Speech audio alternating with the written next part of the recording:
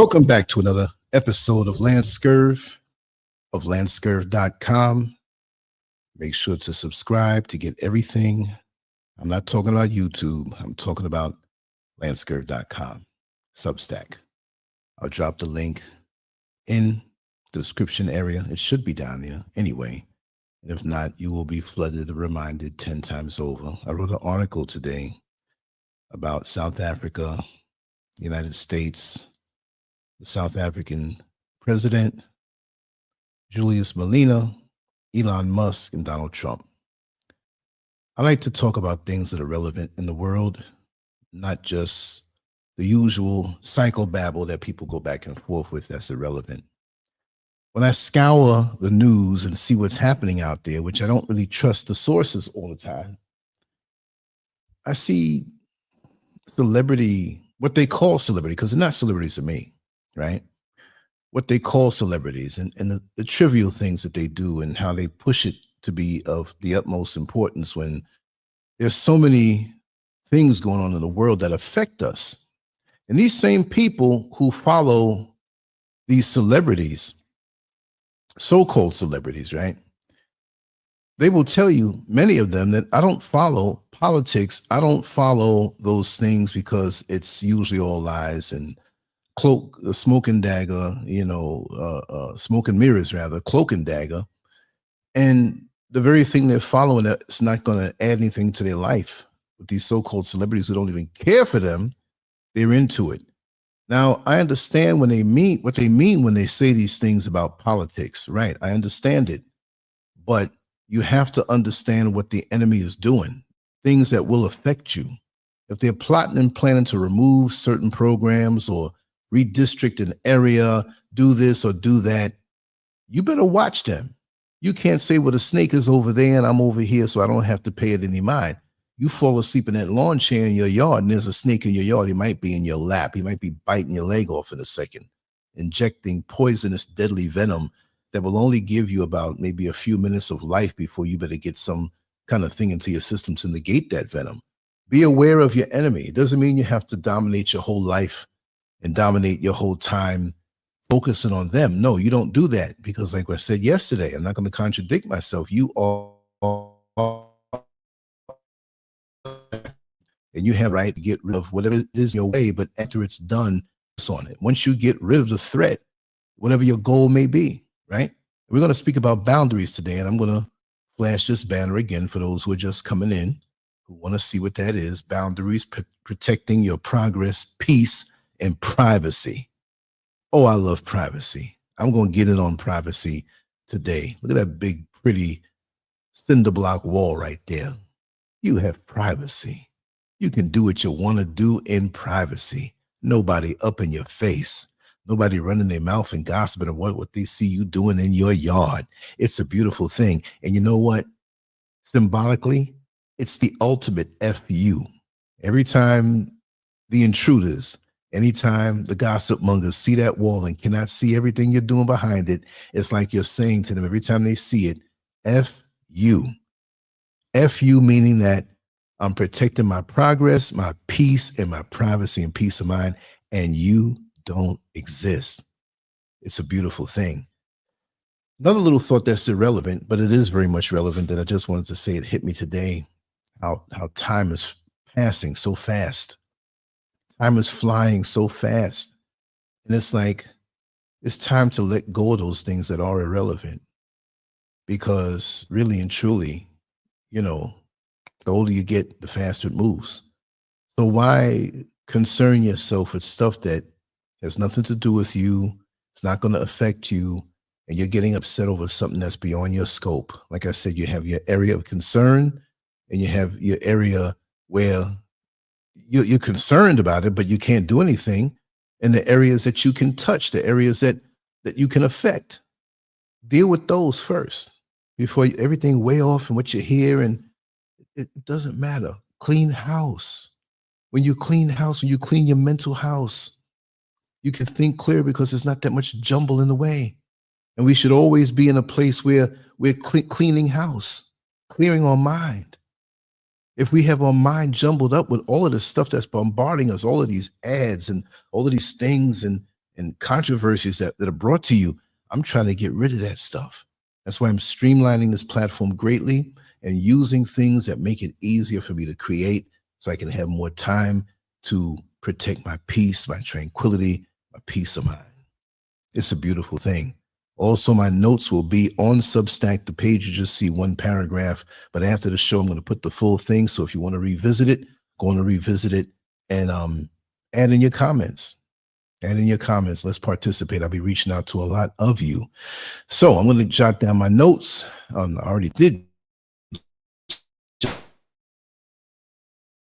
I'm going to refer to my notes, which I've made into a small article like I always do.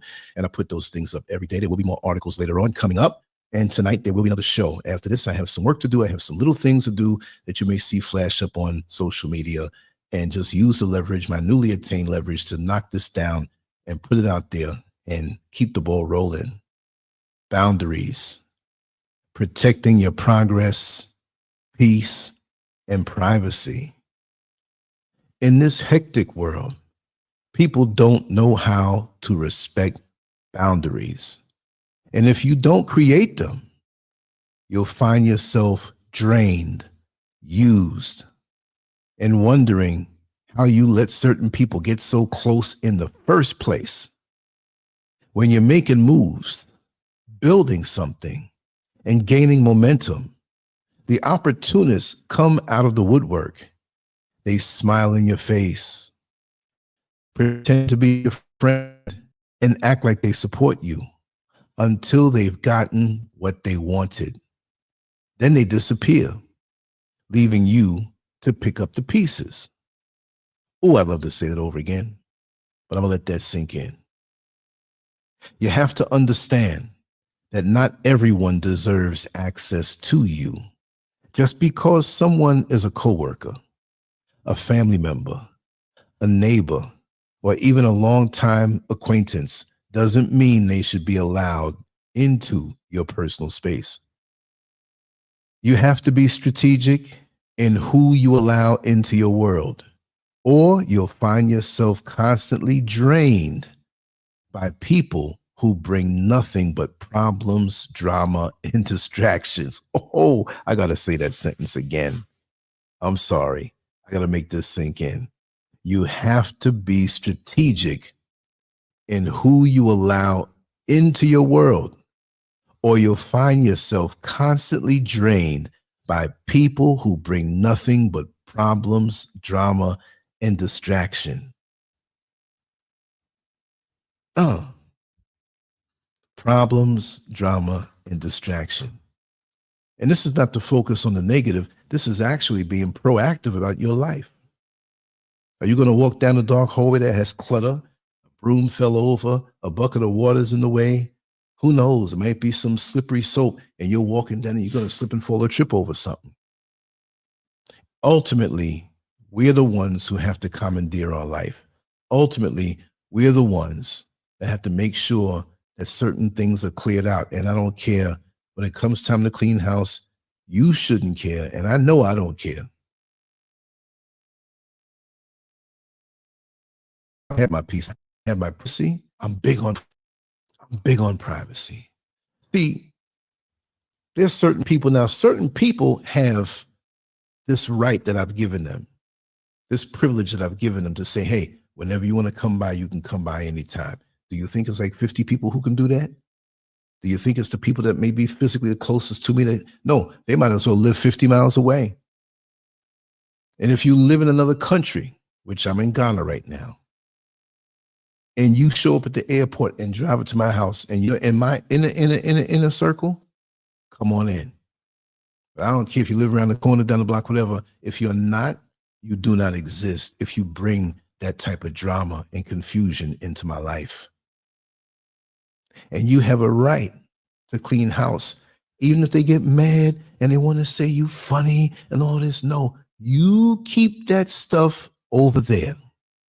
Because just like in the banner that you just saw, you look at that young lady, she's as quiet as can be.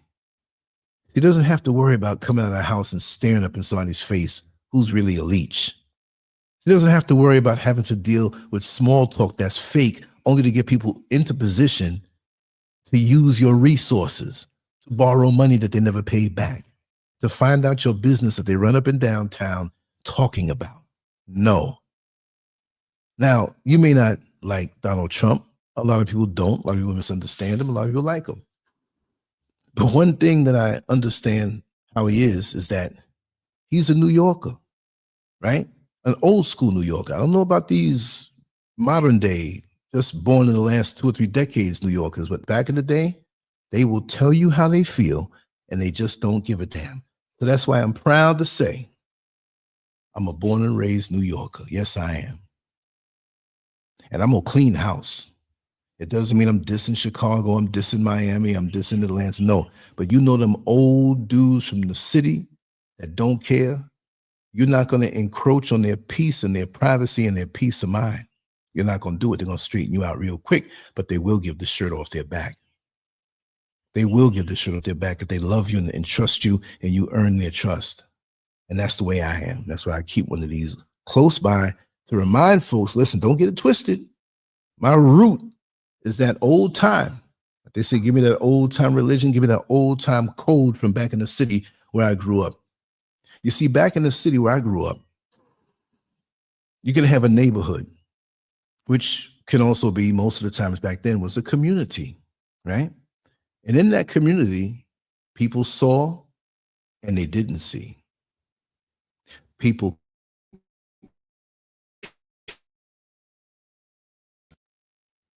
and if you go and run your mouth, if something happens to you, or if you do something and something happens to you, even if the community didn't know what it was that happened or caused your demise, your doom, your legs to be broken, your eyes to be gouged out, they will say collectively, well, you know, it's none of my business, but it had to be something. It had to be something. There's an old reggae Jamaican song that I love, Tenement Yard. And they speak about how the dreadlocks can't live in privacy. It's too much watchy, right? Meaning that the way it was built, the tenement yard, all the doors were facing inside. So when you came out your door, you see all of these people sometimes sitting on their front. So when you come in, if you come in with somebody, they know the time, they know everything. And some people like to live that way. I don't. Growing up in New York City, the houses were kind of close together. People would see you, but they weren't looking. Like they're auditing you, like they're paid by the government to watch your every move. When they get a bit too nosy, you're going to have to step to them like, what is all of this eyeballing, whatever.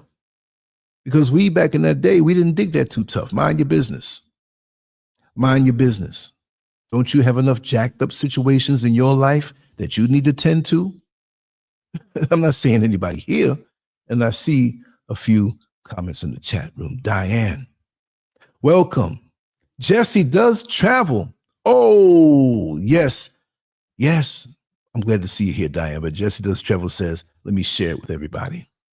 I didn't even know you were in here. I had it all covered up. Boundaries is what I should have learned earlier. Right.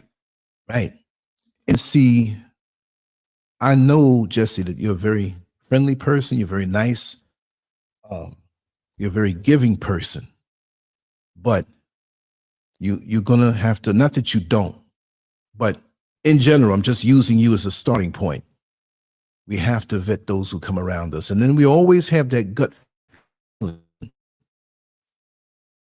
When we meet kindred spirit, like when I first met you, and I already knew that you were a sweetheart. I already knew that there would be predators out there who might want to take advantage of anybody like you. And I'm a protective person. I like to make sure that the good people that I know don't get taken advantage of. Well, I have a list of the different types of people who will try to steal your peace, your progress, and your privacy. That song Tenement is so funny because it's indicative of a mentality that some people feel they have a right to your resources and a right to your life force, and no, they don't. If you grant them some of it, or in the rare case you say, listen, I'm open to you. You can come over anytime. What I have is mine is yours. And you know that that person's not going to take advantage of you. It's a kindred spirit kind of thing, a connection kind of thing, and that's very rare. Life lessons. Sometimes we don't get it. Sometimes we don't have people to tell us what it may be, but I like to go in bold, raw, and uncut on these different topics. So we're going to go down this list within the next hour, and we're going to talk about these things. 10 types of people you need to set boundaries with to keep your life progressive, private, and peaceful. Let's go with the first one. The opportunist. These people don't want to know you. They want to use you. They see your drive, your success, and your network, and they want in. But once they've drained everything they can get from you, they move on without a second thought. The best way to deal with them, keep your goals, resources, and personal business private. Don't allow them into your inner circle. Keep conversations surface level and always be aware of their true intentions. Now, everybody is not going to be this way, but the way I see this world now, especially when you go back and listen to the old grandmothers and the mothers and those who raised us and the aunts, and they say, you're going to go through this life and all of your true friends are going to fit on one hand. That might be missing 3 fingers. So it might be 2 people that you learn over time. And people do come and go. People move away. People pass away. People get married and have to put most of their time into the relationship. They still have that same proximity with you. But the bottom line is the majority of those out there that are not even in control of their own life, they're not even focused on their own goals and aspirations. This is one thing I look for. What are you about? What is your drive? If you're just sitting down saying, well, one day I just want to hit the lottery. Well, one day, what about this one day? What are you doing now to move yourself toward your future and your destiny? That's suspect. That's the first red light that goes off in my head. Because if you don't have drive for yourself, but you're not moving towards something, that means you're going to leech off the energy from me. And I have a lot to give personally. So I want to be around the people who have the drive to do their own thing. And I have to give a shout out to Jessie Does Travel. Go to her page and subscribe.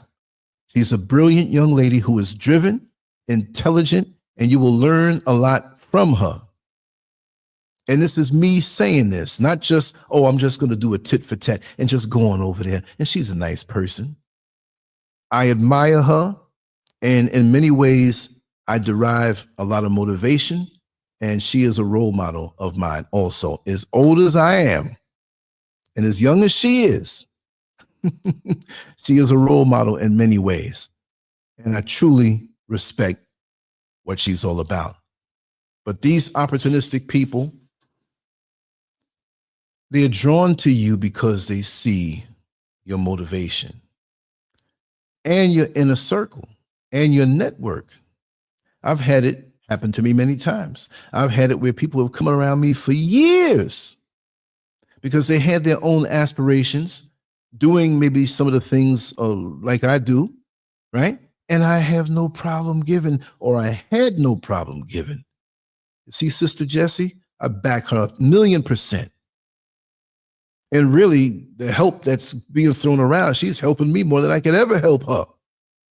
But it's an exchange where it's not a tit for tat thing because you know the person's heart. You got a lot of fly-by-night people that come around you that talk so sincere. And after a time, you realize like, wow, they have no time for you. They got what they wanted. We're going to keep it rated G. But it's like that dashing, handsome man that you meet, ladies, and he's telling you everything you want to hear.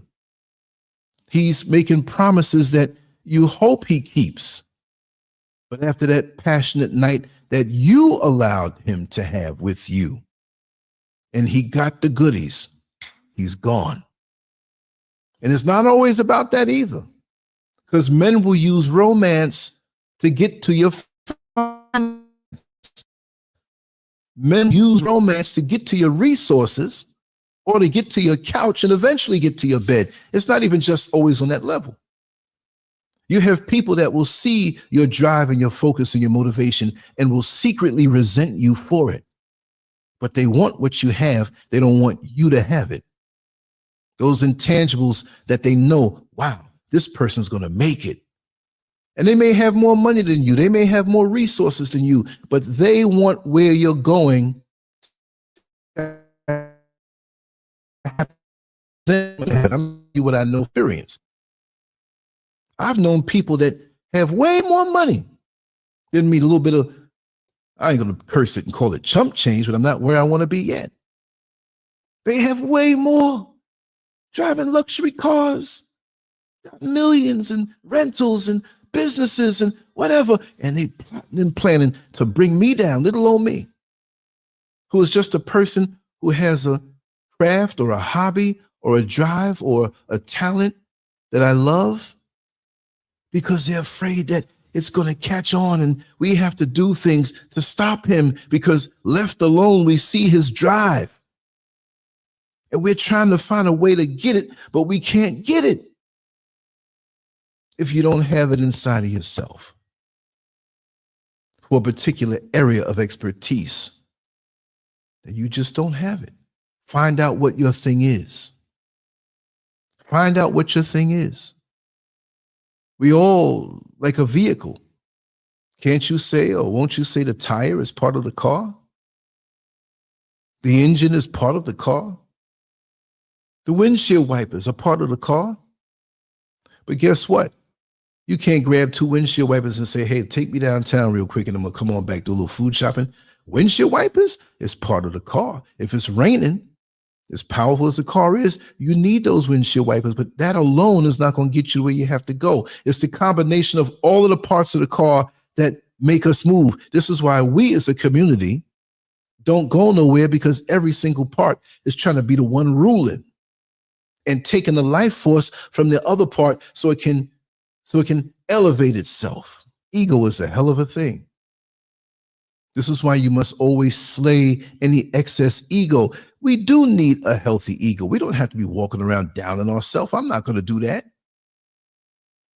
But when they see that you're mighty, and not only do you believe in yourself, you know in yourself, that's intimidated to the frauds who lie to themselves that they're this go-getter. I have nothing to prove to nobody, to prove to you that I'm a go-getter. What does that mean? Why do I have to prove to you that? If I have to prove it to you and put on a show, that means I'm a hollow fraud. But if you watch me and I don't say it, and you see me plying my craft day in and day out, week in and week out, month in and month out, year in and year out, and in my case, decade in and decade out, let the record speak for itself. Like they say in court when they're done making their case, I have nothing further. And that's how we have to carry ourselves. But these people will drain you, suck you down. Trust and believe. The next one is the energy leech. You ever have that one person who only calls you when they need to vent? They dump all their problems on you, but never check in to see how you're doing. They feed off your energy, your advice, your time, without ever reciprocating. Your solution? Limit your emotional availability. I'm going to say it again. Limit your emotional availability. You are not a 24-hour therapy hotline. If someone constantly drains you without adding anything positive, cut back on the time you give them. And if they continue, you have to cut them out, because it's not fair. And to the people who are in my inner circle, who I love very much, and my inner circle is very small, you can call me anytime, day or night. I will give you countless, endless hours and I'm not going to look for it in return because you've proved to me who you are in different ways. Even if we don't talk every day, I know who you are. I'm not going to waste my time with people who haven't looked to heal themselves. Lots of times we don't even know what it is about our makeup that makes us susceptible to having these issues with other people. And we do need that one person or two or three people that we can talk to. I have no problem with that. I am that to a lot of people beyond my circle. And if I ever need to talk, I know who to call.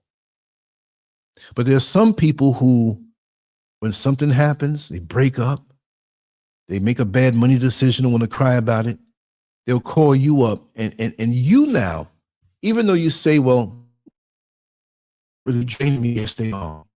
Because you have to hear this thing. And when they're crying about it, whether they're crying tears or just crying about it as far as the figurative way of crying, your engagement is pulling from your energy and they're sucking it up and nursing themselves to emotional strength and health. And they fly away strong and you're left there limp. You're left there with less energy. And the last 2 or 3 hours that they talk to you, you don't realize that the goal that you had set, like we spoke about being a righteous assassin, we don't mean snuffing anybody or taking their life, but you have a goal for that day. This is what I intend to do. The Creator has signed off on it. And I'm determined. And the minute you wake up, when you know what it is, and this is why you have to meditate the night before the things that you want to do, so you can start off the starting line. You don't have a race where all these like one person standing up.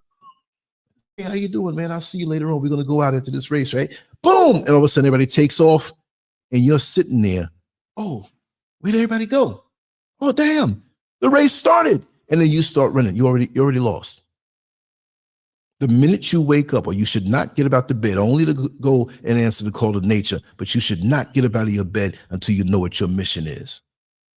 Because now you have people like that will call you up, waste your time, take your energy for their purpose, which for the righteous inner circle people, that is not a problem, because you want to give and they give you. It's synergistic. It's something that's a balance. It doesn't mean that if I give you 80% of me today, that you better hurry up and give me 80%. No, you can keep taking, because I know that I've invested in you and you've taken the energy I've given you and you made something big happen, which as far as the universe is concerned and balance, that residual energy comes back to me. Not because I invested it well. Too many of us are investing in the wrong people in the name of being a friend, in the name of, oh, you're my lover. Let's talk about that briefly in a decent way. So many people will find themselves in your life and make you feel good and rock your world and take you there. Now, y'all know what I'm talking about. I'm not going to say it. They do the things that, oh my God, I never felt this before. I had nobody do this before. And the way they hold me, the way they talk to me, we're human beings and we can be manipulated this way. And they'll do that to get something else because they may not even be really into that. Ladies, you got men out here who are desperate for your resources and want to rob you of your resources, but they want to slip in through the back door. I've heard it time and time again, working in jails and working in prisons. Yeah, man, you know, when I get out of here, man, you know, I don't have no prospect for a job. And with my record, you know what I mean? I can't even tell a sister that I'm locked up for, you know, raping babies or shooting people, killing them, robbing them, home invasions, whatever it may be. I can't let them know that. But you know what? I got a little stash. I got a little friend of mine. He owns a clothing store. Let me get some nice clothes. He told me he'll give me 3 outfits, shoes, everything like that. You know, I can still go by my mama's house and sleep. I got a place there. I got to find me a girl to work on, man. So you know what? The best deal we're going to do, from what I hear, the best way is to get a I'm just channeling what I've known over the years and hearing it. Man, I'm going to go to church, man. I'm going to go to church. I got to get me a Bible. You know, I'm going to sit back there. I'm going to dress. By the time, you know, I got them 3 outfits, right? Before I wear the second one or before I wear the third one, I'm going to have one roped in. Because you know how that is, right? You got to watch people when the pastor calls out, right? someone new to this congregation, if you're new to this church, please stand up and let us greet you. Let us show you some love. And so you stand up all sheepish.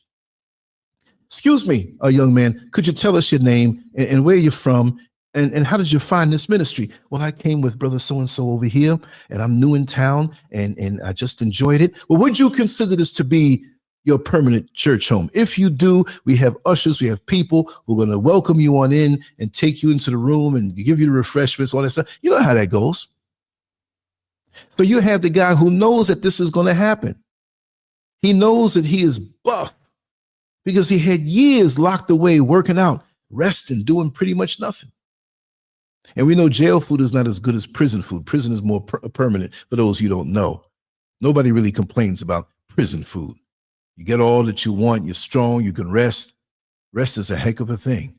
So you have the young ladies who they may have been living a decent life. They're looking for a good man. It doesn't mean they're man hungry. There are a lot of congregations where they have women who are hungry for men, and that's why they're going there. But I can't say it's everybody. But you do have a good proportion, a good amount, even if they don't act it, in the back of their mind and say, oh my God, that brother's gorgeous. Look at that little waistline. I can see his arm muscles bulging out. And you know, women, real women, have a desire, or it's in their nature, to be secured and protected. So on a basic level, you can have your own home, your own car, your own career. But when you see a man, and you're not too tainted with this modern woman thing, I don't need no man type thing, you might say, okay, I'm laying off, I had a bad relationship, whatever. But you see this man, and it's a thing that, I don't know about that, seeing a man, because I don't look at men like that. But as a man, I know I'm married, but just the basic way I'm wired, when you see a woman who's like, oh man, that's something impressive. Not just because of her body, y'all. You get to talk to them and see the energy. That's the way all this subconscious stuff is going on in our mind. So they know how to play it. They know how to manipulate it. These are the biggest con guys. They had time to practice. So you're there and you speak and you say, well, listen, you don't say that, hey, I was locked up in the joint. Oh, I'm new in town and I don't know many people. So you say that as a sign of vulnerability, because now a woman is going to naturally want to show you around. She don't know you. Yeah, she's not going to be brazen and walk up, but that's in her. Okay, I make this little check in my mind. He doesn't know anybody. Fresh meat. She may not say that, but she may say, hey, he doesn't have a reputation here in this city. He's well built. He's well spoken. He seems to be well groomed. But wow, now it's starting to rain. I don't know if this power might back on the phone. Sometimes it happens. I do it on purpose. Something I could hear it. So I can hear it now. It's coming down harder. But so you're leaving out. He's eyeballing all the women. He knows what he's doing. He kind of lingers on and talks to the pastor and talks to the usher. You're hanging out in the parking lot with your girlfriends, or you're kind of lingering on.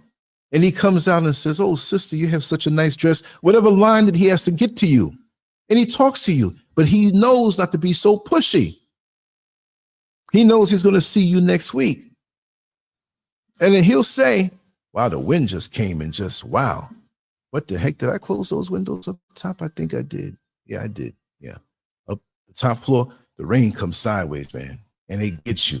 But anyway, this is going to be a brief one, but it's going to be strong. It's like, they ain't gonna need hurricane type winds coming out of nowhere. That's the frightening thing about being up in the mountains. You up in the clouds. So all the trees are looking at me like this, like, Lance, come out here and save us. Yeah, so this is how it happens. And you talk and, sister, will you be here next week? You look so nice. And I would hate to come next week and not see the beautiful form that you're showing me. My name is so-and-so. And you walk off like a mystery man. And she's saying, oh, God. And you know you got to have something to do in another city next week, but you're going to make sure to be there. And it's on. He's getting himself in. You got to be careful. People take time and manipulate. Sweet D, welcome on in. Samara, 505. Yes. Thank you. Yeah, I like to talk about human nature and things that we all can use. I'll report about current man. What the heck?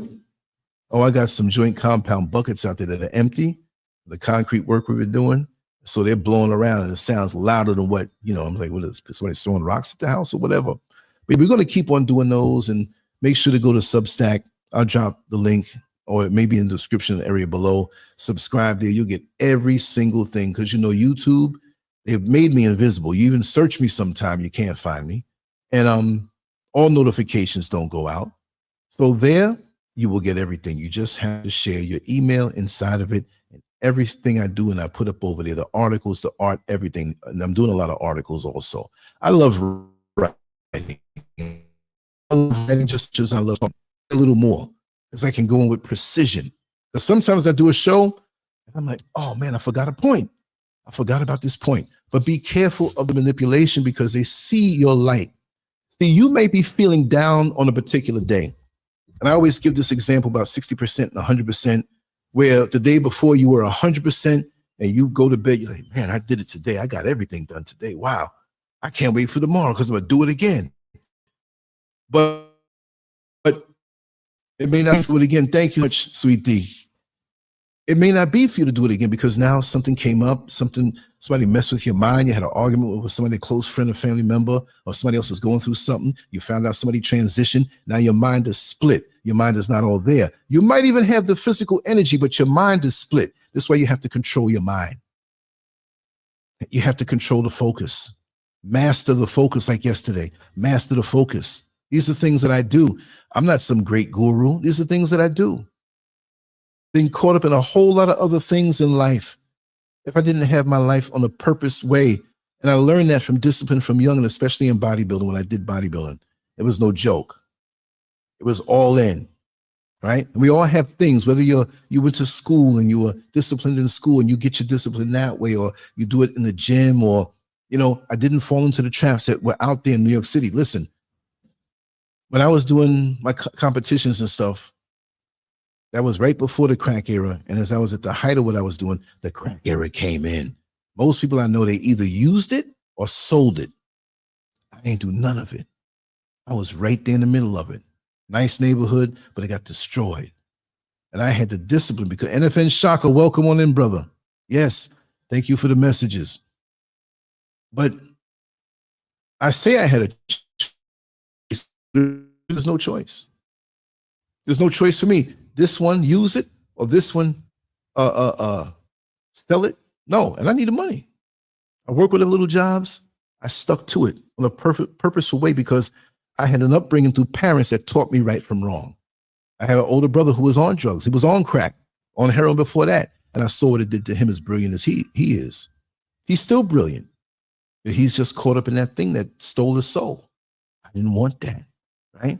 So you have to keep yourself focused and disciplined on those things, and keep those boundaries up, right? So here, let's get on to the next point. Let's see. I got them all jotted down. Let's flow with it. Okay. The gossiping coworker. These winds are getting kind of, and I hope them windows are closed. The gossiping coworker. At work, you need to be cordial, but never let your coworkers into your personal life. The same ones smiling in your face will be the first ones to spread rumors about you. The workplace is not the place for deep friendships. Keep it professional, and keep the personal out of it. If a coworker starts fishing for personal details, shut it down quickly. They don't need to know what's going on in your life. And I have to say,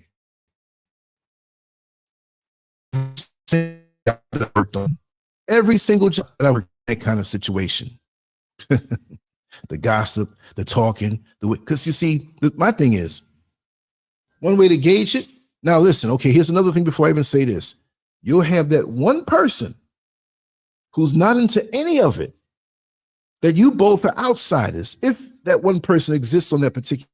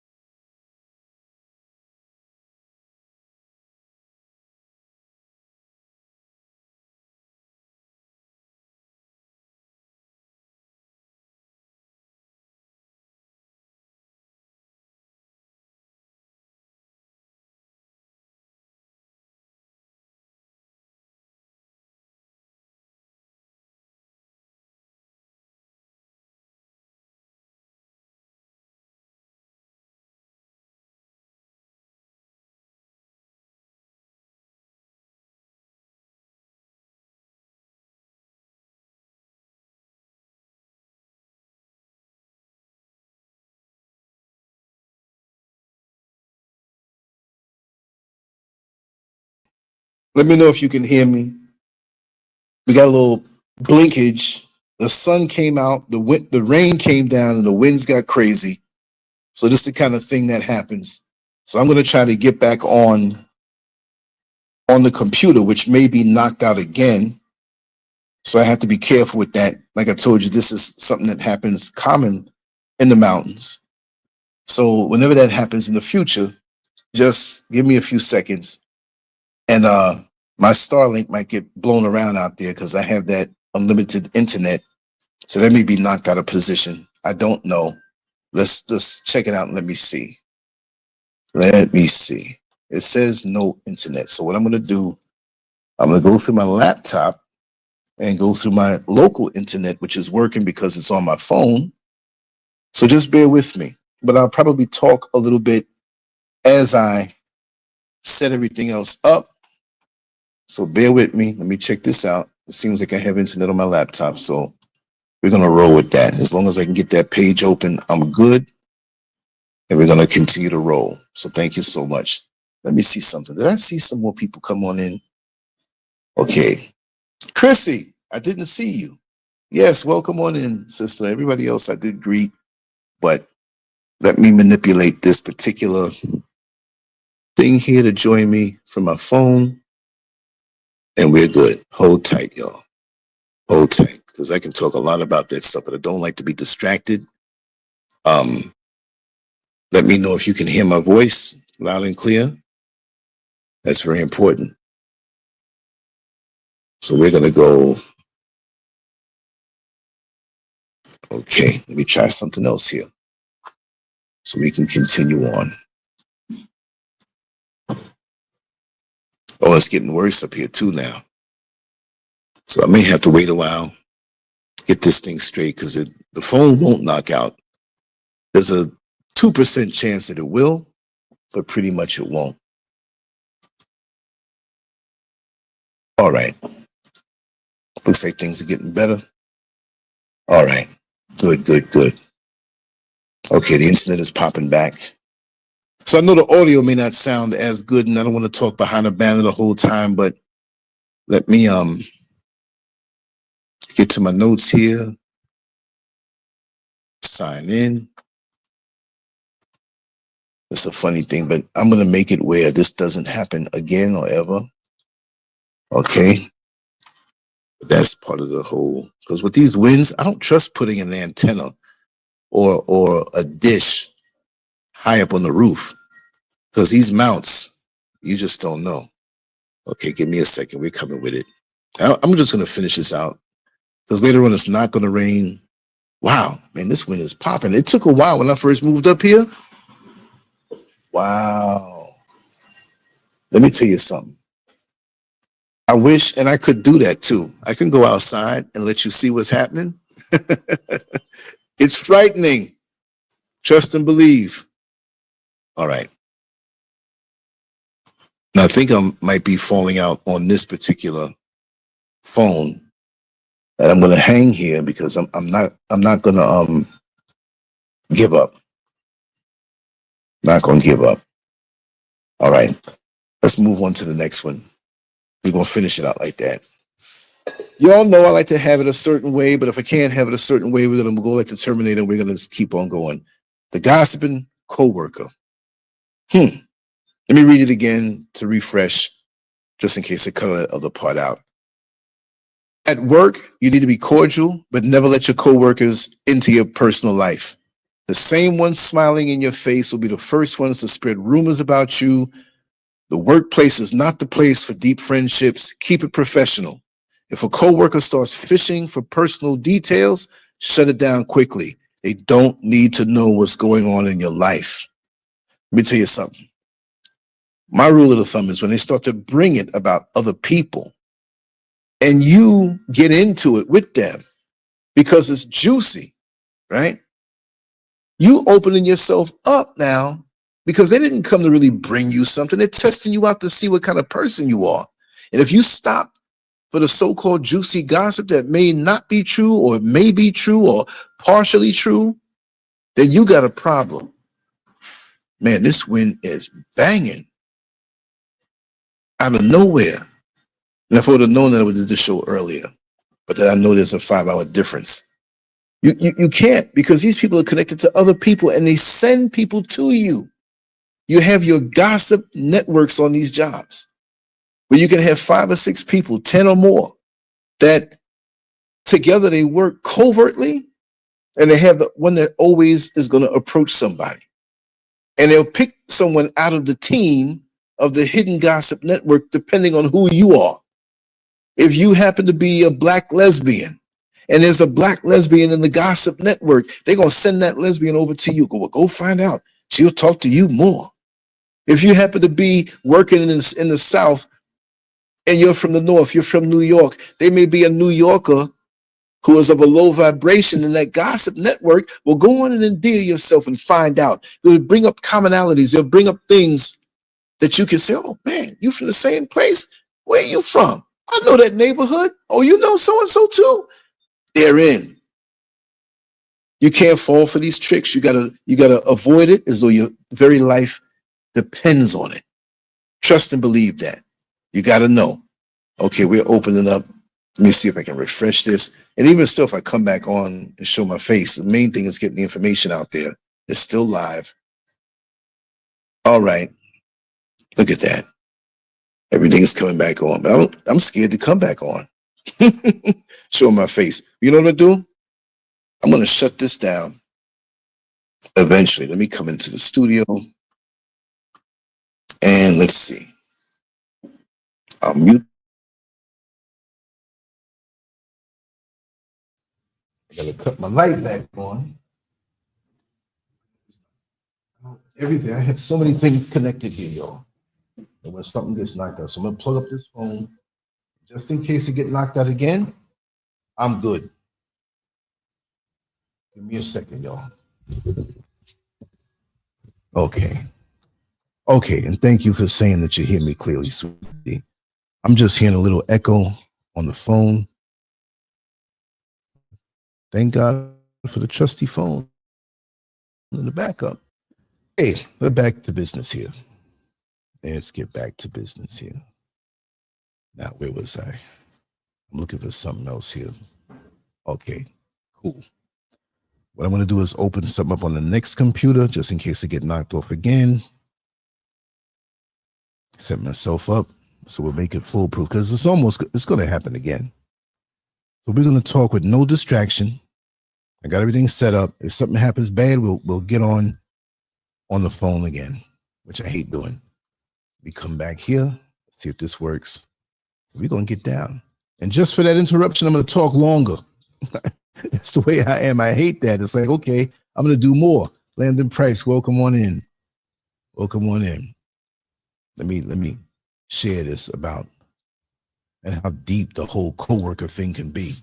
That's because I have 2 open. Let me go solo on this. Open it up. Ta-da, here I am. But I'm going to start doing some stuff on the balcony soon. When those winds come, I'm going to have to fold up and come back inside. And again, this might happen again, but let's pray that nothing's going to happen. It's in the Lord's hands. But anyway, and this is good sleepy weather too, but I still have some physical work to do after that.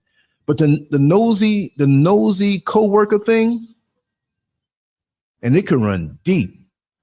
See, as wise as we may be, we can go to a job and we can say, you know what? I'm up on this. Yo, what kind of wind is this? And you never know. It could be the middle of the night. It could be all up in the day. Look at this in the afternoon, 2:51 in the afternoon. And it will knock you down. I've seen people from the wind gust up here in the mountains. Whoo, you walk in a certain way. I'm not going to pay it no mind unless it's real bad. So I'm going to stop. I'm going to shut up about that. But you can be on a job and have your act together as an adult. Man, it's blowing some heavy stuff out there. Man, I'm glad this house is strong as it is. And you could have your act together and say, you know what? I've been through stuff in life. I've been through stuff in school. I've been disappointed. I'm coming in like the rope-a-dope, right? And you rope-a-dope it and you wise. But you scan the terrain and the people and how they move. You pretty much got it together. You've even spotted some of these people who you see them walking down the hallway. They never talk to each other publicly or openly, but you see them in the hallway down in it whispering. Say, okay, they're connected. You have to understand how the gossip lines work. It's a network. And sometimes you think certain people are not in the network. But the way I think, when I get there, everybody's in the network. Everybody. All of y'all. I don't even want to overhear me when I'm on the phone. Because you can have people who, oh, I've been on the job here for 25 years, and there's another one who's been there for 5 years, but they're like this.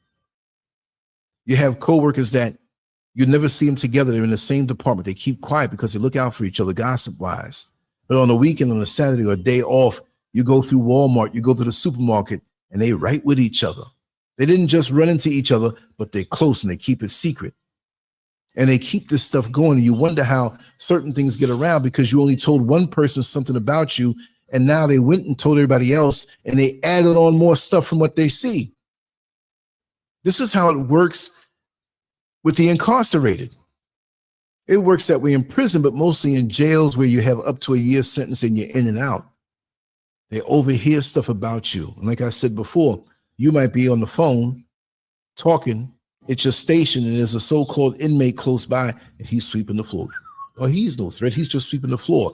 But you're mad at the dealership because when you took your Toyota Camry to the dealership to get fixed, they didn't do it right. Well, what year is it, man? What is your name? Oh, my name is, and so you say the name, and you think they can't hear you, the model car that you have, and you think they can't hear you, and they go back to the cell that night, and they're comparing notes. Yeah, you know, my sister knows so-and-so. He knows her because they went to school together, and I know where she lives. Now you know where she lives, what kind of car, whatever. That's how it works, whether it's jail, prison, or the job. Or the job. That's the way it works. And you got to be careful. Me, when I was working, driving the bus in Orlando, Florida, a good long time too, they thought, my coworkers, and I had some coworkers in my corner. One passed away, Brother Sean. We were like this, and he approached me after about a year, much younger than me. He passed away about 40, 42, whatever.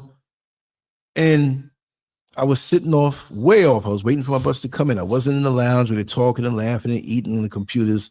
And he came over to me, bro. He said, brother, you don't know me? My name is Sean. I'll never forget that day. And he said, I'm not going to talk too much right now, but I want to tell you the way you're carrying yourself here, I admire you. You don't have to talk to me. You don't have to say anything, but here, and I know it, on the right thing. I respect you, man. And over the next few months, I watched how he moved. There was only one other good brother that he talked to. Anybody else, business, yes, whatever, you're transferring the bus, what's wrong with it, that's broken, put it on the report, whatever. And me, I took it to a whole fanatical level. There are people who are from that job who are probably going to hear this too. And I don't care. Not that I didn't like you, but I kept it airtight. I think in the employee lounge, in the hours where it was most busiest through the day, maybe 3 times in the long amount of years that I worked driving that bus. If it was late at night and nobody was there, maybe one old man sitting there eating, nobody, I might go in there to check my computer and see what was going on, or their computer. That was a ghost. There were several different bathrooms. I would not even go where the employees went. I'd go upstairs by administration and go into one of those bathrooms. And the funny thing about it, I'd run into Brother Sean in there too. Oh, you found my spot. I'm like, yeah, man, this is the way to go. Because people listen to you. People get in them stalls and start talking, and you have somebody sitting there, act like they're at the urinal, and they take time and listen. They finished a long time ago. They're there in position. So if you come out and catch them, you didn't see them, they're going to act like they're just peeing. They're going to take that little snippet and run back with it. If they see you driving a different car on your day off, if they see you with a different woman, that could be your sister, that could be your neighbor. Oh yeah, I think, and the girl look good? Oh man, yeah, I know he's screwing around. I saw the girl he was with. Now you cheating and they don't even know. You see how that goes? I keep it airtight. I'll even move in a way where you get the wrong idea and run with a lie that ain't true, or a lie that's a lie. I made it a lie because I put it out there. You know what I mean? Or if I know you trying to overhear my conversation, I'm not going to talk loud. I'm going to talk in a way where you get something and grab something and you run with it. And you look stupid when it don't come true, but you put it out there. Let me tell you another thing before I move on to the next one. The storm has passed. It's still here. The trees are all upright, but the leaves are moving. It's crazy how that is. I don't know what's blown around out there now, right? But it's very powerful, but I love it though. It's cleansing the earth. I remember before I moved from New York City, there were many neighbors I've known for years that I loved, but a lot of them were no good. In that respect, they're not going to like take a stone and throw it through your window, but they were too chatty, right? And I don't want to have to deal with telling one person one thing and all these other folks coming back. Well, I heard this and I heard that. So the best way to make news go around that is false that you put out is you see a person and you say, hey, listen, because I didn't have a sign put up on my house when I sold it. I knew it was going to sell quick. And I said, listen, let me tell you something. Don't tell anybody. When you say that, they're going to tell it even more. I said, don't tell anybody. Okay, I ain't going to tell nobody. My lips are sealed. I'm like, listen, I'm going to move real soon, right? When you going to move? I knew I was moving in a week. I told him 2 months. I told him that I'm moving in 2 months, but my tenant that I have upstairs is going to be moving in a week and I'll be helping him. So that's already in their mind. Oh, that ain't him moving now. That's his tenant, right?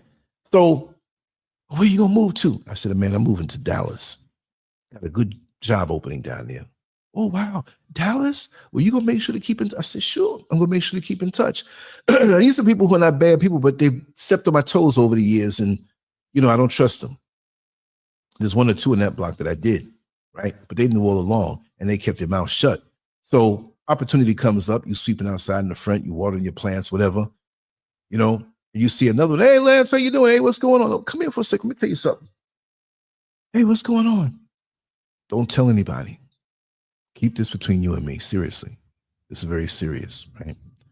I'm moving. Why are you moving? Well, I have a sick relative that lives in California and they need me to be. See, I'm telling I had a ball with this one. About 15 different people. I done moved to Louisiana, California, Texas, Jamaica, Canada. And I said, I'm moving in 2 months, but I'm helping my upstairs tenant, him and his wife. I'm going to help them move. So you will see the truck outside with it, but that won't be it yet. Right? Oh, okay. No problem. You know, I heard, because I have my plants. I don't mean plants that grow, but the people I have planted that were working with me as I work with them, my crew. There was so much confusion. There was even an argument. Oh, he told me California. No, he told me Canada. All the gossips, all together, realizing they came to the conclusion, wait, did he tell you don't tell nobody? Well, how is it that, you know, but when I said that my tenant was moving in a week, that was me. So they see, oh, that you so nice, you helping your tenant? Yeah, no problem. 2 months came. Well, 2 weeks came. They're like, we don't see his car. We don't see. And then he went to the tenant and they're like, oh no, he moved. I don't even think the tenant knew where I was going. I played that one good because I know how people can be. Let's move on to the next point. The unmotivated friend. Not everyone wants to grow, and that's okay. But when you're surrounded by people with no drive, no ambition, and no interest in improving themselves, their energy will rub off on you. The conversations will always be the same. Complaints, excuses, and negativity. Keep your circle full of people who are moving forward. If a friend refuses to evolve, love them from a distance. There's a lot of situations that I know like that. And Many of these types who don't want to grow, they want to steer you back into the complacency lane that they're in. As soon as it seems like you're motivated for something, but sitting there doing nothing, acting like they're doing something, and have most of the people around them fooled, but they're not about doing anything. And as soon as you have an interest, and this can start in certain friendships from young, or proximities from old, people can latch on to you, and you're well over 50 or 60 years old, but they don't want to see you do anything else. They want you to sit there in that place of complacency, just like that. It's a spiritual thing. It could also be venomous. They feel like a failure.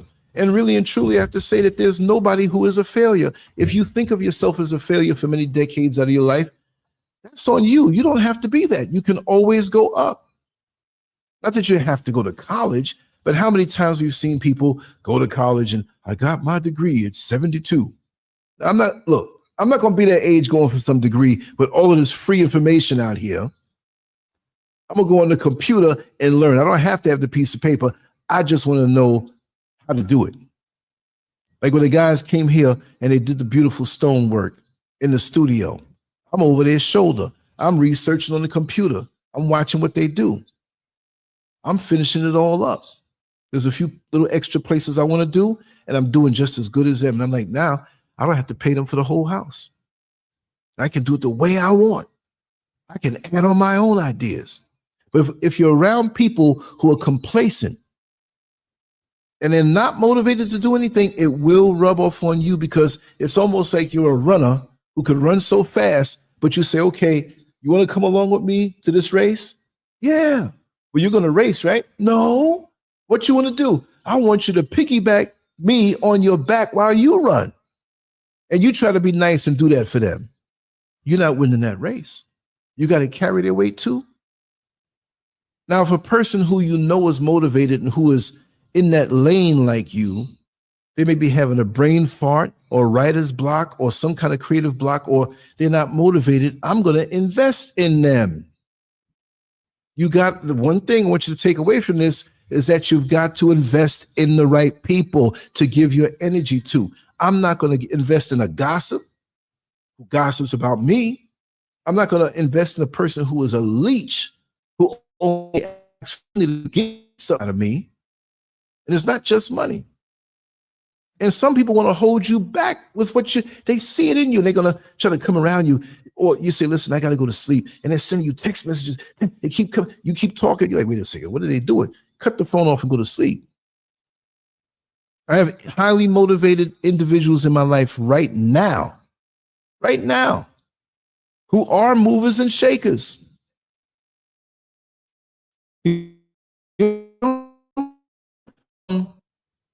And they tell me, listen, Lance, between this hour and this hour, I am not available. Do not message me. And I know what it's all about, because it's the same way with me. Now, I have a proximity with one person who I call my life coach. She is one of the most brilliant minds, can just multitask like crazy in her industry.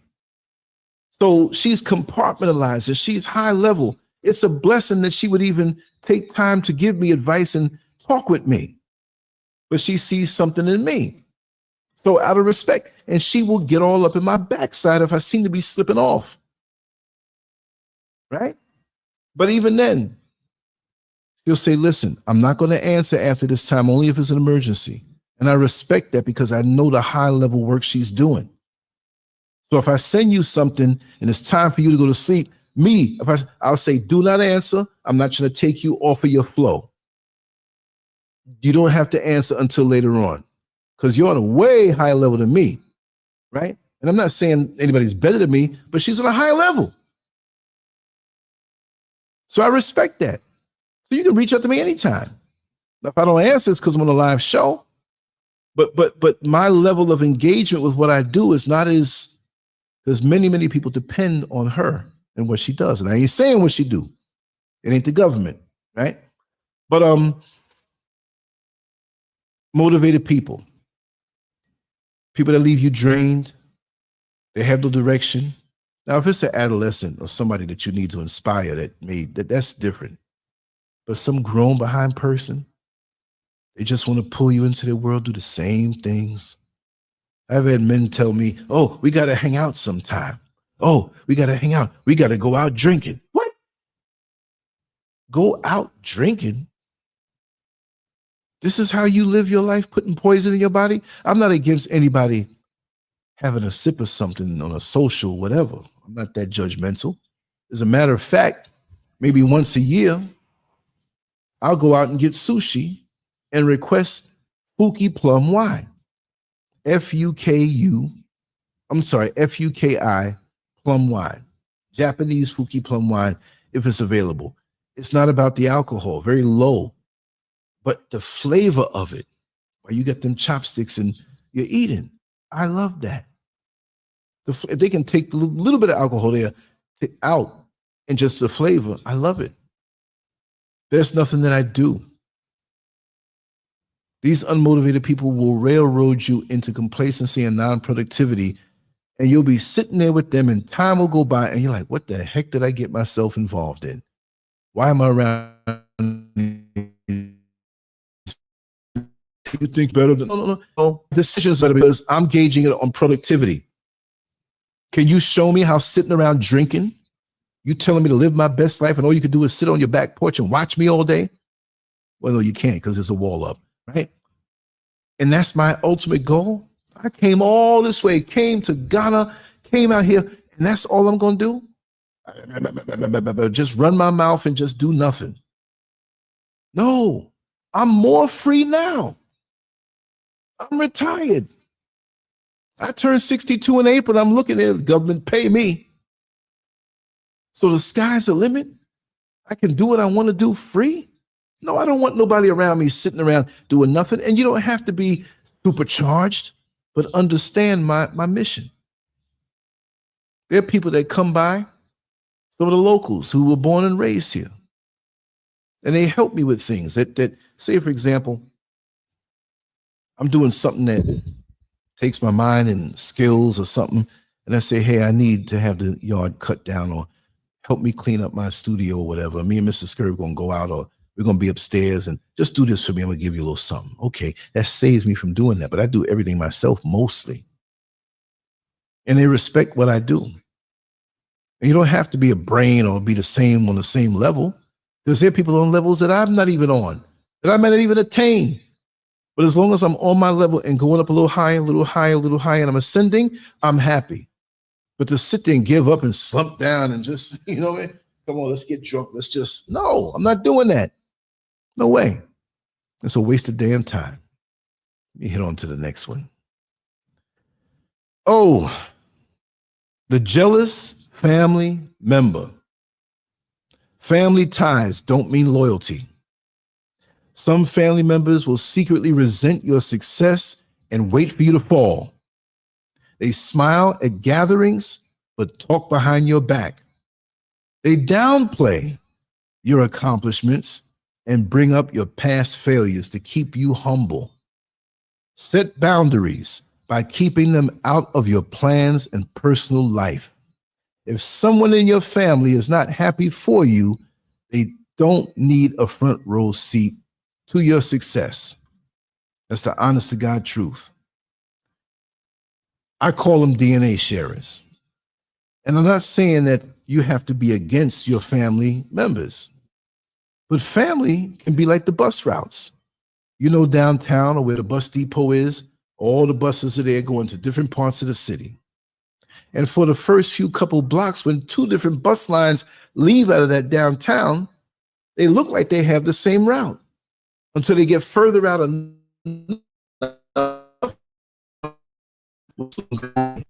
Now, it doesn't mean that family members all have to do the same thing, all have to grow up and live in the same house or same neighborhood. Some move out of state, some move out of the country. Some are straight, some are gay. Some make more money than others. The ones that's making the money may not be as motivated. They just lucked out and got a good job. And the other one may have a whole lot of kids and they're struggling and they're pushing hard, working more and not getting nowhere. Look, that doesn't mean that you have to hate on your family member. Yes, Riri, we are live. Yes, we are live. We're going to try to be live later on after I do this work later on, because I'm going to try to get this stuff I have done in here. Like I'm going to get this stuff to like 2 or 3 hours. I'm going to get real dirty. Have to get clean again before I get online. But yeah, I've seen this in families, DNA sharers. I've seen wonderful families who are of the same spirit. They still live their own personal lives. They still have a certain level of being personal, even with the family members, where they respect certain boundaries. They don't say, well, you my brother or you my sister, and I can just come on over there all the time and lay up in one of your extra bedrooms. What is that noise? Is that wind? The wind's coming back. I mean, it's one of them storms that's probably circulating around, but it's a wind gust, and it sounds like something was beating on the wall. Boom, boom. Like explosions or something. What the heck going on? Well, man can't whip nature. That's a thunderstorm somewhere close by. Hopefully it doesn't come here. Lots of times these storms up high, they're volatile. They move around a lot. And sometimes they can be coming this way at you and turn. Because there's sometimes I've seen the sky getting darker. Say, oh, we're going to get hit. And all of a sudden it moves the other way. Or sometimes it's going that way, turns around and comes back and gets you. You just don't know. We're up in it. So it's not like it's the sky, it's sideways. I remember one time I was in the back and I look sideways and I see the clouds on the ground, which the ground is up high. So we're up in the air and the clouds are rolling at me like the blob. And I'm like, yo, then the winds hit. I had to grab some things and run inside. But there's no way the house I had in New York would stand the winds up here. So a wood frame house, or even the ones in Florida that have, partial block and the top part is wood, nah. But these houses that are built up here can withstand a Category 8 storm if need be. The windows and the roof might go, but it's stronger that way. So you get scared because of the noises and the sounds out of nowhere. It's like, wow, what's that? But yeah, family rivalries that continue on into older ages. Stupid stuff that you had rivalries about when you were younger, and then you get older and it's still there. Another brother, nice tree car that goes out, kills his budget just to get that same car. And I hope I don't blink out because I got my phone right here. We're gonna go right on in. Nothing's gonna stop this one, right? But yeah, that's the way it is. And it's sad. Because we can have family members, and I've seen it, they become bitter enemies. They ain't speaking to each other. They're wishing the worst from the person that came out of the same womb. And if you happen to be a sister from another mister, you still brother and sister. That rhymed. They say brother from another mother. The one I made up was sister from another mister. But still, why? And they get on into 50s and 60s and 70s, and they have this stuff in their heart. There's nothing wrong with saying bye-bye. You've proven yourself to be a certified, designated hater on my life. You want the worst for me over some stupidness, and it shouldn't be this way? Hey, if I transition, please don't come to my funeral. You have nothing to say. Don't go crying and acting like for sure, whatever. No, let's put it out there now. And I think I'm going to make this video like I heard a person did this, and I think it was so amusing that they made a video telling all their family secrets as it pertained to them. Now, that's a lot of energy, but they wanted the ultimate revenge from the so-called grave. They had a YouTube channel, and they made this video that they would have to update every 6 months. And they said, well, one day it's going to come where I'm going to transition and I won't be here to update that video. And I have it premiering 6 months from now. It gets down to like 2 weeks before. It's like, let me see, this still holds true. Oh, I'm cool with that one, so I can't talk about that one no more. Let me revise this video. So if anybody goes to the funeral and acts like things were hunky-dory between the both of you, they telling it all. It's a crazy concept. You're going to see more of that. I'm thinking about doing it myself. It's too much wasted energy. Too much wasted energy, but still, you're right, sweetie. People can be so hateful. It's crazy. Yeah. Too hateful. And it comes from your own DNA. You go to family gatherings or even funerals and you see each other, you don't talk. Life is too short, y'all. But if you're proven to have that kind of hate and venom in your heart for me, there's no coming back from that, especially since your positioning is that it shouldn't be that way, right? Let's go on to the next one. I've done whole shows on that. Trust and believe. And you all know. The overly friendly stranger. Not everyone who approaches you with a smile has good intentions.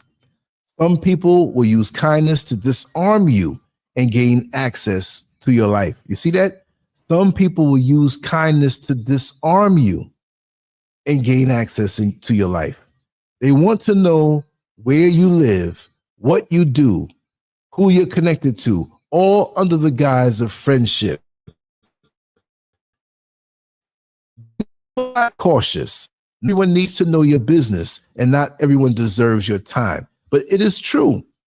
Some people will use kindness to disarm you and gain access to your life. I'm saying it again. They want to know where you live, what you do, and who you're connected to, all under the guise of friendship.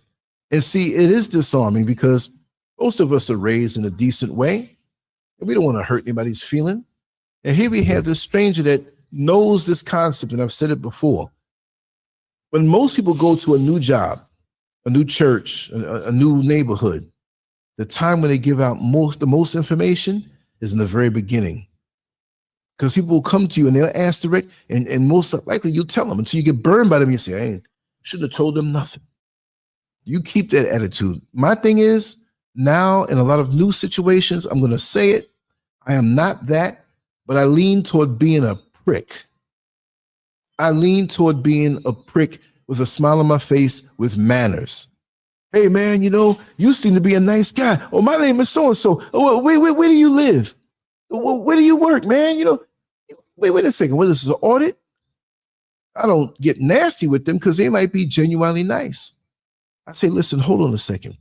I'll answer those questions for you when I get to know you a little bit better. But right now, the world the way it is, I just don't give out information like that. You're probably the nicest guy in the whole world. Maybe we're going to be the best of friends. But I've been put in situations before where I've given out information, and me giving out that information has been used against me. So please understand my dilemma. Oh, by the way, I will tell you my name. My name is Lance. How are you? Shut it down. You don't have to give up anything. But in our need to please most of us, until we become a little hardened, I don't mean hardened in a bad way, but in this world, you better be ready. You just don't know. And if another person is coming at you that way and they act like they don't know, pretty much they're a fraud. That's the way it is. You're a fraud. You trying to get over on me and know my business for what? Because they know if they bum rush you quick, like a little child. Oh, my name is so, and I live over there in that red house over there. Yeah, and I'm going to school, and I'm so. No. They have the nerve to do it most of the time, and see this how these people work. They know you're going to give that information up. If they come at you so direct and acting nice, it's like a used car salesman. You go in there just to look at the car, an hour and a half later, you sitting here hands shaking, saying, how the heck am I going to pay this car note? But I'm signing it. It's like they hypnotize you. No. I'm too experienced with this kind of hustle. You're not getting my information. I'll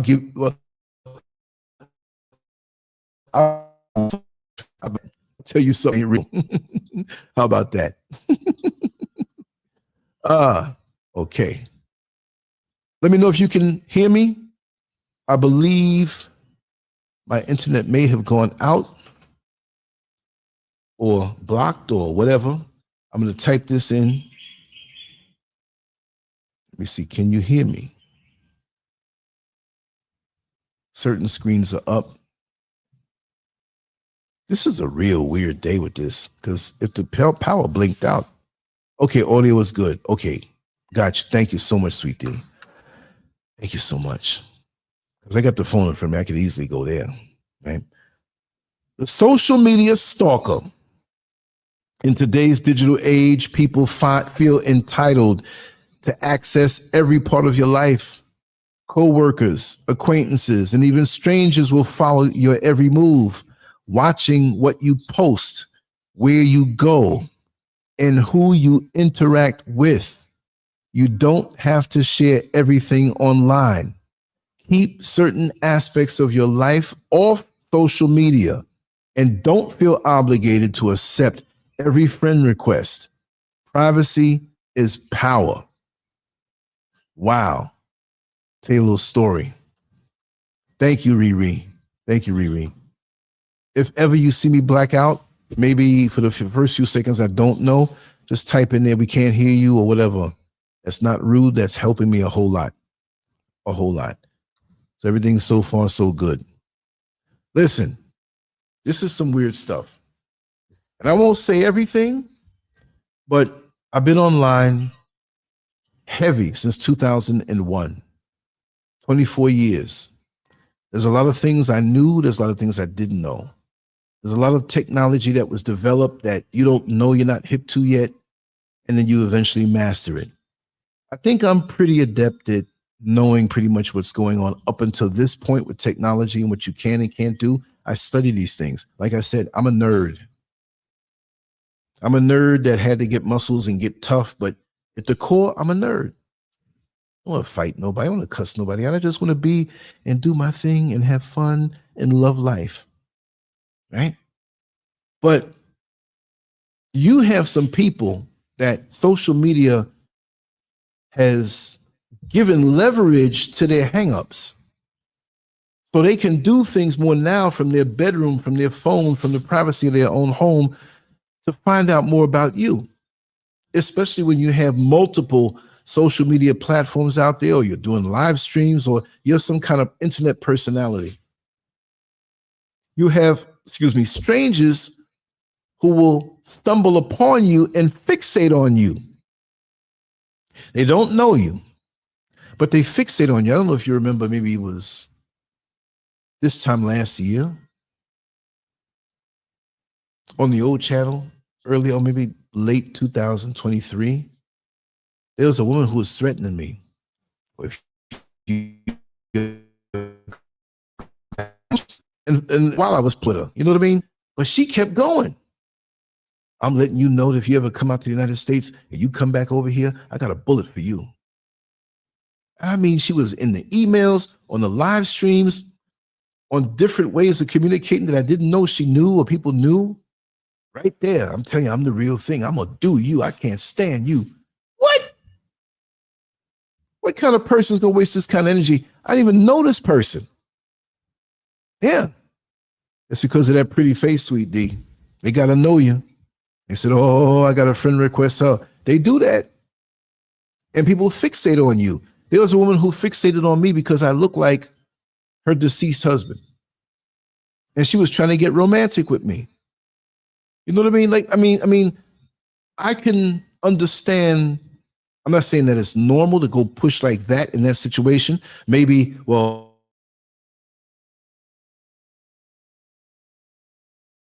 And all I had to do with the push of a button. Look at that face that I got there. Yeah. Everything knocked out again. We just gonna stay on. We're gonna stay on it. Let me just check my laptop here. Let me make sure. Okay, we good. Can you hear me? I just got knocked out again. I knew it was gonna happen because this storm is still hovering around. So I'm gonna stay on the phone that way, and let me know. Let me see if I can. Okay, my mic is open on this, and that's cut out. So let me know. Matter of fact, I need to type something here. Okay, I gotta post a comment. Gotta be careful on this phone because I can hit the wrong thing. I'm just gonna say, can you hear me? I was ready this time. Wasn't no long time to get back on. Okay. All right.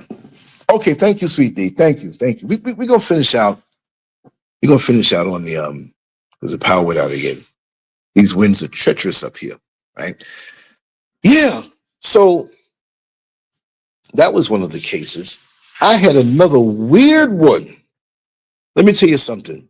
You have people, and I'll put this banner back up so you have something to look at.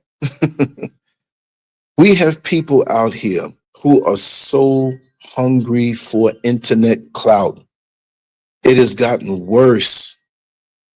You got some people out here who they see what you do and they do the same thing in their own way, but they have to be the dominant person in life. And I'm going to stand up here because I've been sitting down for a long time. And that's the worst thing to do, is sit down for a long time. I don't care if the lights and power come back on. I'm not going to fall victim to it. So if I do a live later on, it'll be pretty much on the phone and just audio, which that still counts because we can still talk. But I came here to Ghana and I had a very huge following compared to the average weekend YouTuber. It happens over the years. If I stay consistent in what I do with my name from the past, it will be up there again. But my ego, my life, my identity does not depend on being some YouTube superstar. My life is not that empty. My life is not that hollow. My life is not hollow to the point where I'm worried about what the next person's doing and I got to outdo them. But I'm going to tell you all so much, and I don't care if this individual hears it or not, because I don't even know them like that. I think I met them one time. But anyway, there were some young dudes who wanted to get into doing some skits, comedy stuff like you see on Facebook. You see a lot of African young brothers and sisters, they do, and they're really funny because they may not have a lot of money, but they use their brain and they make these little skits, these situational things between people, nothing with special effects. They're not trying to make movies or whatever. They do these things that may last 5 minutes and they're real good. But I said, okay. These guys said, hey, you really know what you're doing. You got the equipment.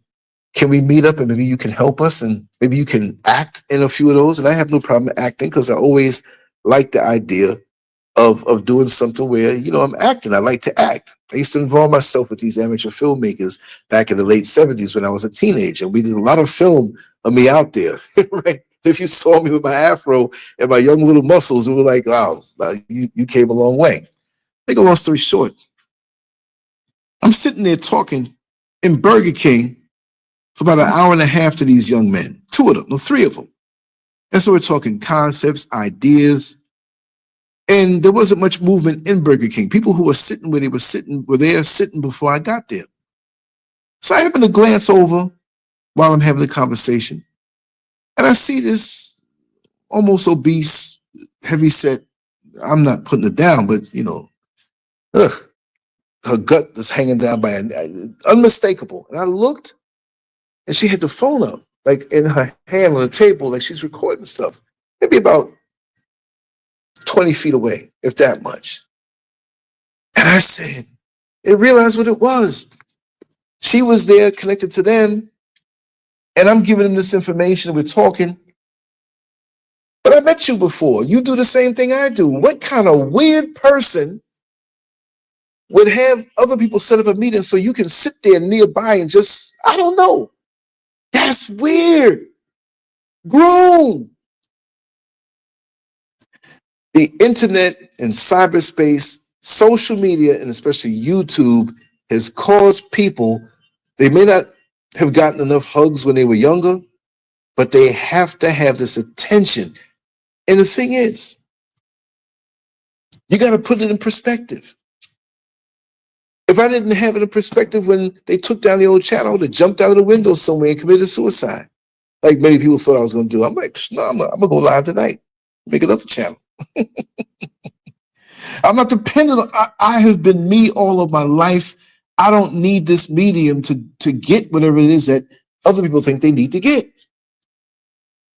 And you're right. The internet can definitely be a dangerous place. Like, I'm not competing with anybody. Please make the whole 7 billion or whatever it is, 8 billion people all over the world, may they subscribe to you. May they think about you all day. May they watch your every video. May they all donate money to you. It's cool. If you want to live like that, fine. I just love the normal life that I have. I love the little bit of following that I have. And we vibe. That's internet talk. I'm not saying you following me. If I say, hey, let's all jump off a cliff, you're going to say, Lance, you crazy.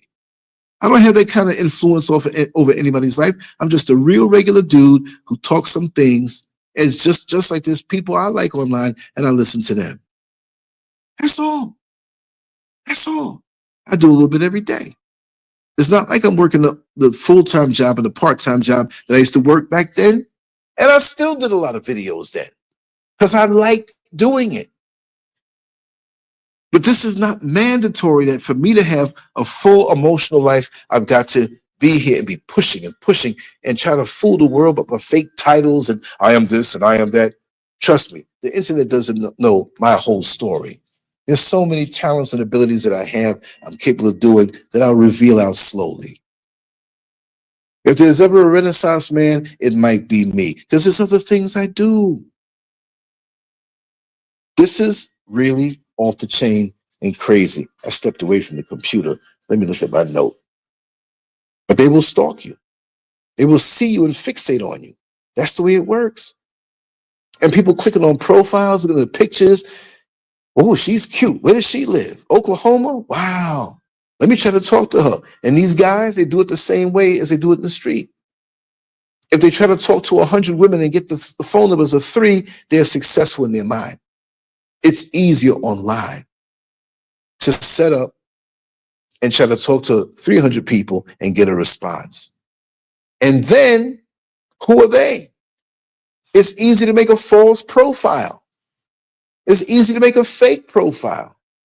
I know a dude, I know this guy personally, we never hung out. We were not kindred spirits, but he lived like around 2 corners from my neighborhood. We all know him, right? And what does he do? He gets on Facebook and he reaches out to all the old people from the neighborhood that he knew. And then he'll strike up a conversation because you know him from back in the day. Hey, man, what's going on? But, you kind of know him. So, he had issues, personal issues, violations from young. You feel sorry for him. That's all I'll say. You can read between the lines. And he finds out, like, at the time I was living in Orlando, Florida. He's like, man, you really left New York City? I'm like, yeah, man, I left New York City. You're still talking general talk. You're not telling your business.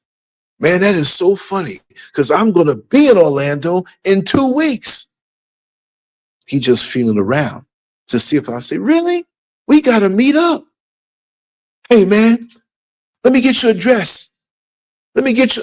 And I kind of got away from giving it because I know how aggressive he can be. And I know there's some shady things about him also. Oh, no, you're not coming down here with me. You can come down here. So what I did, I'm not being cruel. I gave him another address. That's a real address that I know of. It's nobody. It's just an apartment building, right? And I said, let me just tell you something, man. I'm in and out, up and down, different parts of Florida and sometimes Georgia, right? And I may not be here. It don't work. Listen, I'm gonna be there for about a month, man. We're gonna connect. I said, okay, no problem. All of a sudden, I get a call. In the time he said he was coming down, hey man, where are you at? All abonic with it. He's not a dummy, but he kind of leans toward the street lingo. Where you at, man?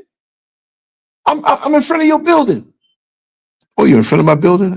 Man, I'm up in Jacksonville right now. Well, wait, you coming back down, right? I said, well, I'm actually on vacation. I'm going to be heading over to Georgia and different parts. When you coming back? I said, when you leaving? Oh, man, I don't know. I'm just going to stay down here for a little while. I said, well, listen, I took leave off my job. I'm going to be gone for like 3 months. Oh, man, he actually came down there and went straight to that address. So imagine I'm sitting at home and come to find out when I compared notes with other people that we know, that's what he's been doing. He'll come over there and try to crash by you, live with you until he gets thrown out. And you don't know what else he's doing in the name of we know each other from growing up in the past. You can't even trust some of the people that you know of. You might know them in school and know them for being a certain person. You don't know if they have a drug addiction. You don't know if they have some kind of, issue and you got kids and you let them in your house. You can't do that. No. And I would never want to impose myself on anybody like that. I wouldn't put myself in a position to make a person feel pressured. No. Listen, I'm coming to your town. I'd like to connect with you. When you're ready, I'll be at the so-and-so hotel. And maybe we can meet. You can come down there. We can meet in the lobby. If it goes further than that because you trust me or things naturally, escalate, fine. But I'm not going to put that kind of pressure on me because I know I don't want you to feel that way in my presence. It's not going to happen. Here we go with the next one. The can I get a favor friend? Some people only reach out when they need something. They don't check in. They don't support you. But the moment they need a ride, a loan, or a hookup, your phone starts ringing. Start saying no without guilt. Real friends pour into you as much as you pour into them. If someone only comes around when they need something, let them go. But see, the thing is, they'll ride the nostalgia word and use that. Come on, we're boys. Oh, you're my girl. We go way back. And for some, that could be valid. And sometimes we're so busy, understandably, we can't, we may not be able to talk to each other all the time. All the people go down your contacts in your phone. It's more than what you realize. It may not be like, okay, who you've talked to in the last week. It may be that inner circle. Maybe you're just one other person who's slightly out of it. But in my phone, shoot, from doing this stuff, what? I'm scrolling and scrolling and scrolling. It didn't get out the A's yet. Scrolling and scrolling and scrolling. Finger hurting by the time I hit the B's. I'm like, oh no. Seeing names that I don't even remember. I'm like, I remember that name. Because it's a lot, because my number's out there. And I don't think you're going to have it that way when you live a normal life. But 24 years in the game, it's going to happen that way. People that I know that I'm like, man, they passed away and I still, or old voicemail saved, and it's crazy. But that's an obvious one, over time. And if they happen to be somebody close to you and they're very busy, you can excuse that. But some who you never hear from them, you're like, the last time I heard from this person was like 7 years ago, and they didn't have time for me on the phone. But now, and remember, there's a lot of drug habits out there, big time. Now we have another one. The one who guilt trips you. There are people who will try to manipulate you into feeling bad for not giving them access to your life. They'll say, you've changed, or you're acting different, all because you're setting boundaries. Ignore them. Ignore that. You're not obligated to shrink yourself for anyone. If someone is upset because you're protecting your peace, that's their problem, not yours. Yeah. You got some people who, when you set up a boundary, they're mad. I've seen it where you set up a boundary and the people that come to visit them are mad at you and don't even know you. What kind of mess is that? They outside your wall pointing at your house, man, pointing. Oh, I didn't know I owed you anything. You got something in here that I hijacked? You see what it is? It's your life force. Whether it's a wall or a distance that you put between, they thought they're going to have access to your life. They can just sail on in. You have people who anticipate and plan on that. Oh yeah, we're going to live together as one. That means you're going to wake up and they're going to be in your kitchen eating. That means that you'll foot the bill for every little thing that goes on. They feel entitled to your life force. They feel entitled to your life. And that's not good. Now, here's the last one on my list. The toxic partner. Relationships require boundaries too. Some partners will demand constant access to your time, energy, and emotions, leaving you feeling suffocated. A healthy relationship allows for independence, growth, and personal space. If your partner doesn't respect your need for boundaries, it's time to reevaluate that relationship. Even Mrs. Scurv and I'll tell her, sweetheart, don't do no work around the house. Just relax yourself. Get into your girly time. You may want to try on the outfits that you just bought and look in the mirror and look at yourself and feel good about you being a female, feminine. And I'll come in there, oh, you know you're the supermodel. That looks so nice on you. You need that kind of time, whether you have a man who's going to do that with you or you do it by yourself. I'm just using that example. It doesn't mean when you're home with your mate that you're going to let them have their time to feel like, wow, I'm saturating myself with my own peace. Yes, they might love you. They love being with you, but give them that. Give them that so they feel a sense of self and a sense of who they are and what they want to do. You're not pushing them away. You're letting them enjoy themselves with themselves. So when they come back around you, they'll appreciate you. So many times we're in the house together and I'm in Orlando when I was in my little studio room, the little room I had with the original yellow stripes. And she might be in the master bedroom reading a book. And I'll say, listen, sweetheart, if you want to close the door, just to feel like you're in your own world and subconsciously express yourself and indulge yourself. Because I'm very cerebral. I like to be focused also. I could be focused around her with no problem. But I want you to have that sense of self. And sometimes in relationships, the people that you're with, they can be the biggest ones smothering you, the biggest ones draining your life force. Let them be. They didn't know you before you met them. Let them have that person that they were. Not meaning that they're going to regress or whatever, but that sense of self. You see? Sweeties, can't nobody stay with me. That's right.